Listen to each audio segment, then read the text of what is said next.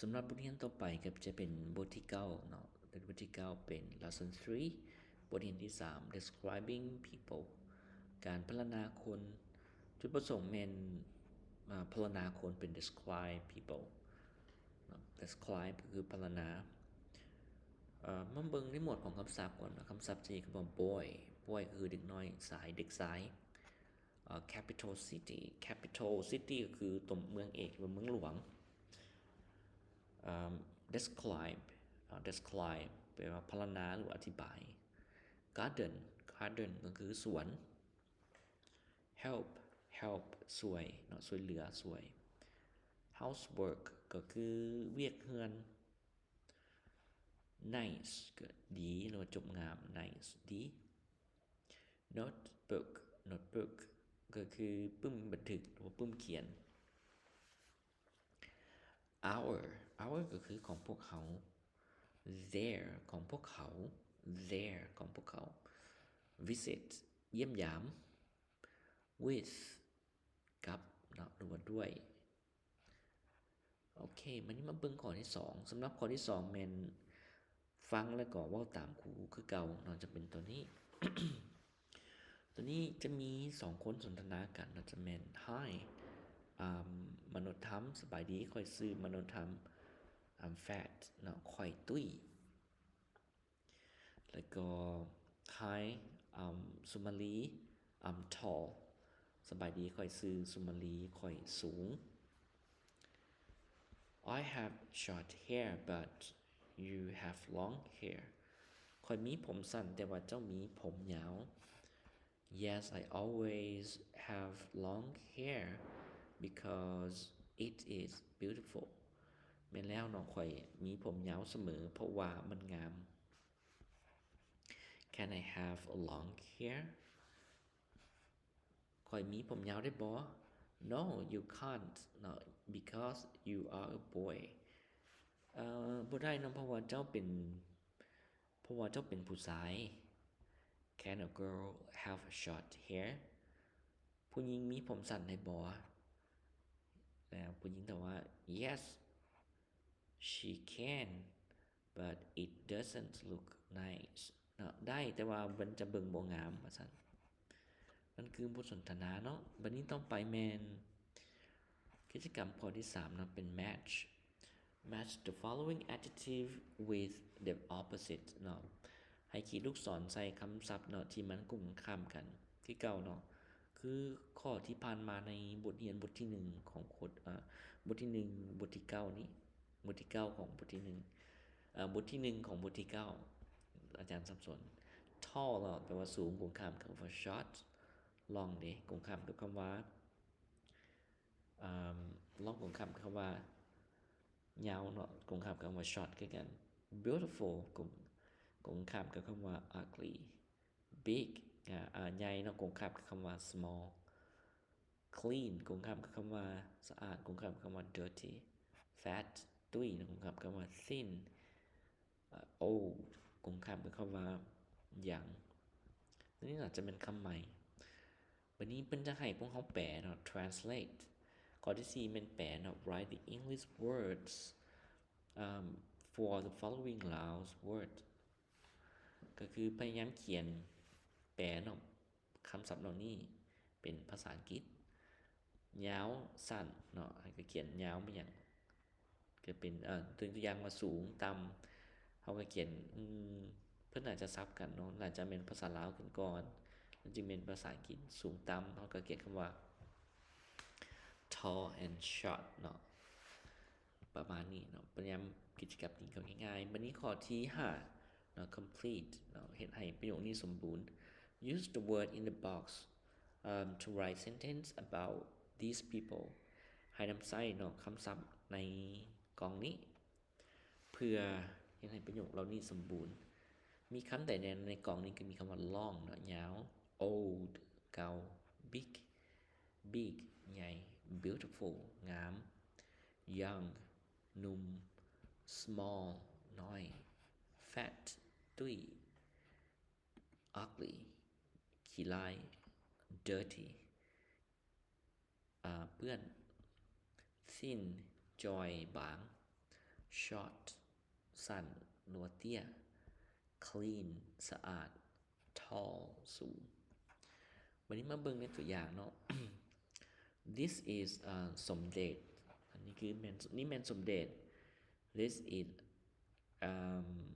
คำกิ่งนี่แม่นคำกิ่ง He is fat อันนี้เราจะเขียนประโยคก็ได้เนาะเป็นอธิบายแล้วผู้หญิงคนนี้ผู้หญิงบ่หรือผู้ชายอาจารย์บ่ฮู้กันmaybe คำกิ่ง is it's thin เนาะตรงข้ามกัน He is young boy เนาะเราเป็นเด็กหนุ่มอันนี้แม่น She is maybe อาจารย์จะเป็นผู้หญิง She is old She is old lady อันนี้บ่แม่น boy นะอาจารย์บ่น่าจะบ่แม่น boy นะhe's got short hair เนาะเรามีผมสั้นอันนี้ก็ใช้คำว่า she's got short hair too she's clean she has a clean body I don't think the clean boy เราเป็นเด็กน้อยที่สะอาดตัวนี้เราก็ใช้คำว่า she is dirty lady or I don't know I don't say that she is ugly lady I don't know อาจจะใส่อื่นก็ได้เนาะจะเป็น she is clean lady ก็ได้ยังมีตัวนี้เนาะจะมีคำว่า this is ท้องดี this is อัมพาท้องดีกับอัมพาเนี่ยเปรียบเทียบกันก็เขียนประโยคเนาะใส่ตัวใดก็ได้วันนี้มาเบิ่งข้อที่6สำหรับข้อที่6มัน look and say ก็คือเบิ่งแล้วก็เว้าตามเนาะจะเป็น work in pairs and practice the dialogue ก็เฮ็ดเวียกเป็นคู่เนาะเพื่อฝึกซ้อมบทสนทนานี้ก็มีมโนธรรมแล้วก็สุมาลีมโนธรรมบอกว่า Hiมโนธรรมสมศรี brotherสมศรี brother สบายดีข้อยชื่อมโนธรรมข้อยแม่นอ้ายของสมศรีสุมาลีบอกว่า HiสุมาลีManiwan's sister ข้อยแม่นอ้ายน้องของ Maniwan These are my grandparents นี่แม่นพ่อแม่พ่อเฒ่าแม่เฒ่าเนาะของข้อยมโนธรรมบอกว่า Oh how old are they พวกเขาอายุจักปีแล้ว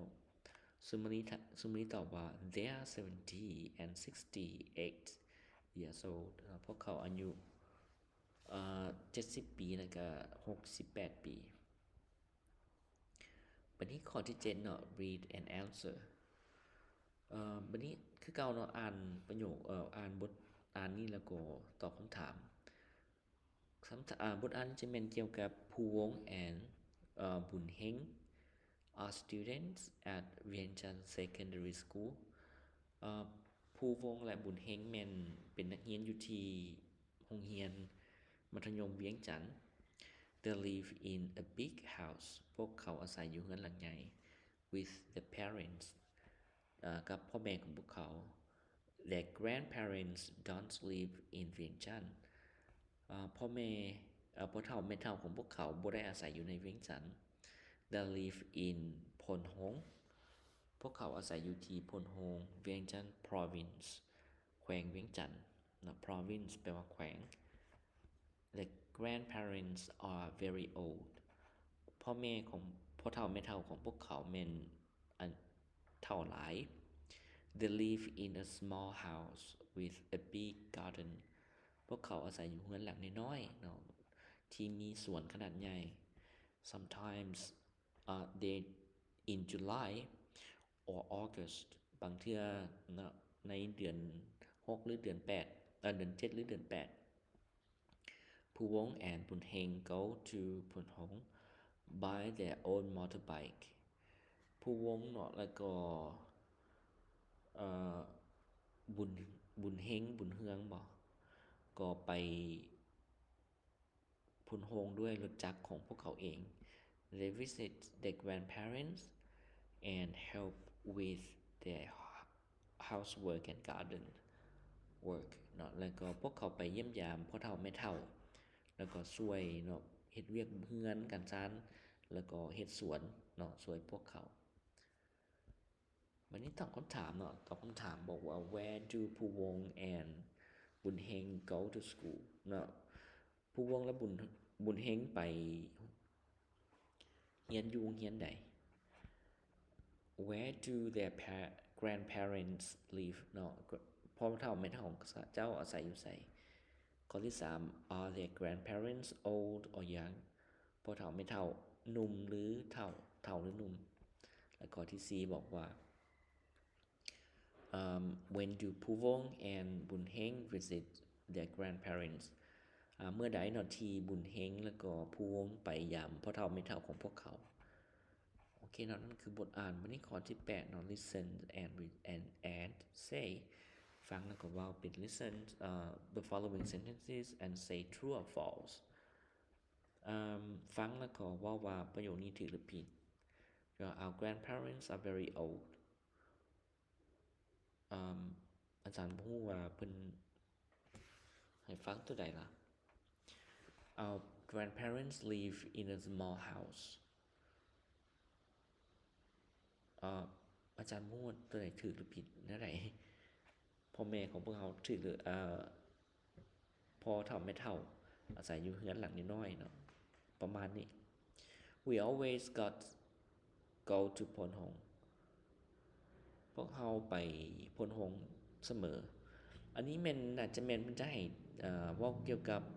ตอบถูกหรือผิดเนาะเกี่ยวกับบทสนทนานี้แม่นบ่บทอ่านนี้แม่นบ่ฉะนั้นเนาะการ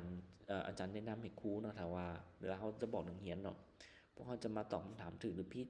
เนาะเกี่ยวกับบทสนทนาบทสนทนาบทอ่านข้างถึงเพราะว่าตัวนี้เพิ่นบอกว่า following sentences the following sentences ฉะนั้นมันเฮาจะบ่ฮู้ว่านี่จะมีความหมายถึงผู้วงหรือว่าบุญเฮงอย่างประมาณนี้ครับบ่ฮู้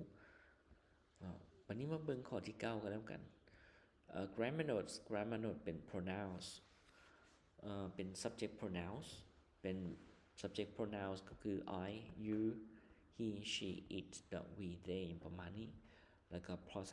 possessive adjective เนาะก็คือคำคุณนามที่บอกความเป็นเจ้าของก็มีคำว่า my your his her อย่าง it's our their ก็เท่านั้นเนาะก็เท่านั้นซื่อบัดนี้ข้อที่10มีทั้งหมด11ข้อบ่โอเคข้อที่10แม่นยากพอสมควรจะเป็นเรื่องเกี่ยวกับไวยากรณ์เนาะข้อที่10แม่น complete the following passages by the words given จงเฮ็ดให้ประโยคนี้สมบูรณ์ด้วยคำเนาะที่ด้วยคำศัพท์ที่ให้มาแล้วข้อ A มีบอกว่า complete with the passage เนาะจงเฮ็ดให้บทอ่านนี้เนาะสมบูรณ์เนาะด้วยคำว่า they หรือว่า their พวกเขาหรือว่าของพวกเขาตัวอย่างว่าผู้วง and บุญเฮง are students at a school in เวียงจันทน์บุญฮงแล้วก็ผู้วงแล้วก็บุญเฮง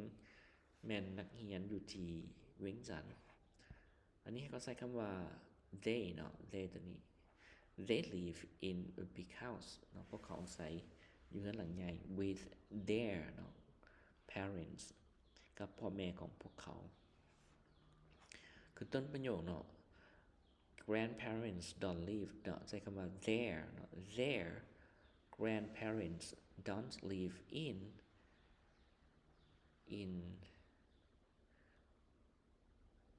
their house okay they นี่ต่อไปเป็น they live in a small house in พนหงอันนี้ถ้าจือบ่ผิดนี่จะว่า in a big house บ่ต่อมาแม่น their grandparents are old they don't go to work เนาะอันนี้คือใช้คำว่า they เนาะพวกเขาบ่ไปเฮ็ดเวียก sometimes ผู้วงgoes to พนหง with his sister ใช้คำว่า they เนาะพวกเขา go by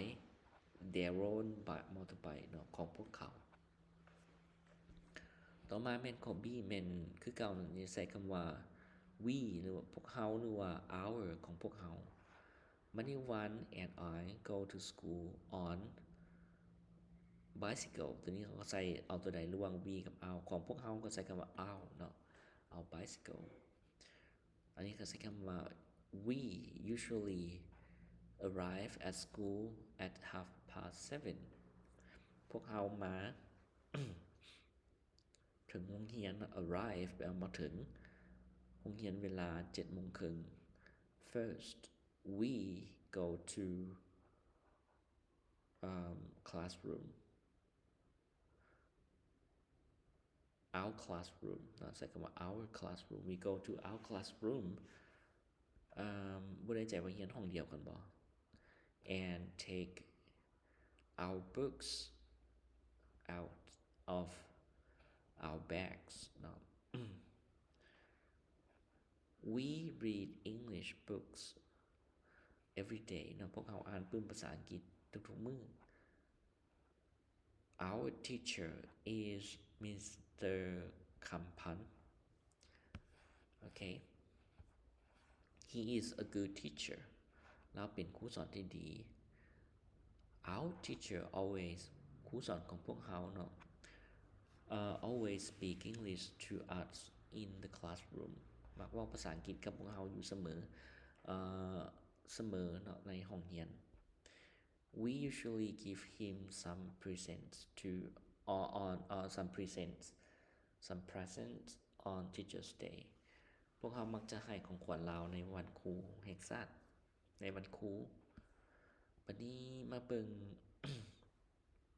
ข้อ4คือกันเนาะนี่จะเป็นปึ้มว่า they their we our จะเป็นระดับที่ยากขึ้นมานิดนึงอาจารย์คิดว่าตัวนี้มันจะยากเกินไปบ่เนาะสำหรับนักเรียนชั้นม.1 ถ้าจะมาเฮ็ดแบบไวยากรณ์แบบ4เนาะค่อนข้างถ้ามันยากมันก็บ่ถึงยากขนาดนั้นดอกแต่ว่าเนื้อหามันที่ให้มาเติมใส่นี่ยากเกินไปมันนี่สำหรับบทนี้ข้อ4บอกว่าวังนู and Saiki are students in Samthong at Samthong เนาะเป็นวังนูแล้วก็ Saiki เป็นนักเรียนอยู่ Samthong Primary School โรงเรียนประถมสังทองอันนี้ก็ใช้คำว่า they เนาะ they are in grade 5 พวกเขาเรียนอยู่ป. 5 this year ในปีนี้ their teachers is Mr. เมิงฮัวพ่อแม่บ่แม่นครูของพวกเขาเนาะชื่อว่า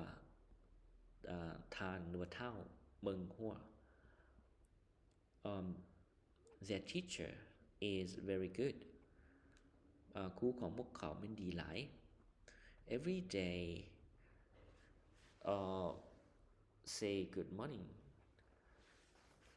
every day they say good morning every day they say good morning to we say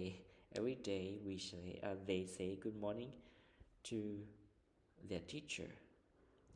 Wang Nu says Wang Nuwa ว่า our teacher speaks English very well ครูสอนของพวกเขาแม่นเว้าภาษาอังกฤษได้ดีหลายต่อมาแม่นเฮาตื่นเหมือนเขา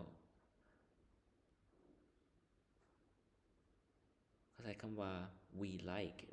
like him because he is very kind แล้วก็บอกนี่เราจะบอกว่า our teacher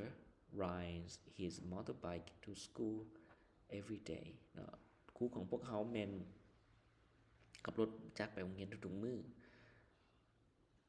เอาตัวนี้ลืมแปลเนาะ like him because he is very kind เป็นใจดีเนาะเพราะว่าพวกเขามักเราเพราะว่าพวกเราเป็นคนใจดีต่อมาแม่น our teacher เนาะตัวนี้ใช้คำว่า we sometimes say is not we sometimes ถ้าบ่มีก็แม่น we sometimes go home with our teacher on his motorbike บางเทื่อพวกเรากลับบ้านเนาะ ด้วยกับกลับบ้านกับครูของพวกเราด้วยรถจักรของเราและวันนี้ข้อที่11แม่น write เนาะเขียนเกี่ยวกับ paragraph เนาะบทความสั้นๆหนึ่งเนาะเกี่ยวกับครอบครัวของเจ้าเองตัวอย่างเนาะบอกว่า my sister is 19 years old เนาะประมาณนี้